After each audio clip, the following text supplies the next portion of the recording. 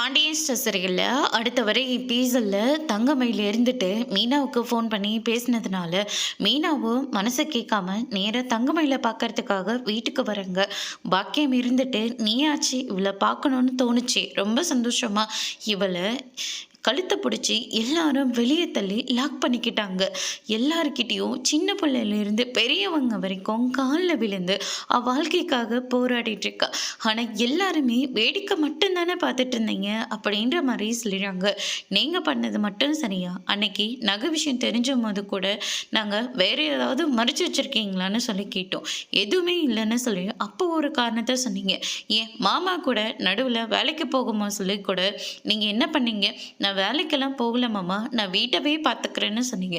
அப்போ கூட உங்கள் ஏதாவது வேலைக்கு போகிறதுல பிரச்சனை இருக்கான்னு நானும் ராஜியும் அவ்வளோ தூரம் கேட்டோம்ல, அப்போ கூட இல்லைன்னு தானே சொன்னீங்க. அன்னைக்காச்சும் உண்மையை சொல்லியிருந்தா பரவாயில்லையே. ஆனால் இப்போ எல்லாருக்கும் எல்லா உண்மையும் தெரிஞ்சிருச்சு. நீயாவது நகை விஷயத்தை மட்டும் சொல்லாமல் இருமா, அதுவே போதும் அப்படின்னு சொல்லிட்டு பாக்கியம் சொல்லிடுறாங்க. சரவணனை போகிற இடத்துல எல்லாரும் கேள்வி மேலே கேள்வியாக கேட்டுக்கிட்டே இருக்காங்க. பாண்டியன் இருந்துட்டு எல்லாரையும் ஒரு வழியாக சமாளிக்கிறாங்க. ஆனால் சக்திவேல் இருந்துட்டு பாண்டியனை எங்கே பார்த்தாலையும் ரொம்பவே கேவலமாக பேசிக்கிட்டே இருக்காங்க.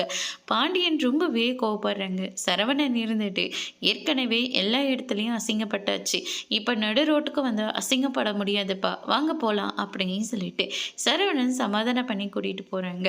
அதோடு இன்னைக்கான பிரம்ம முடிச்சிருக்காங்க.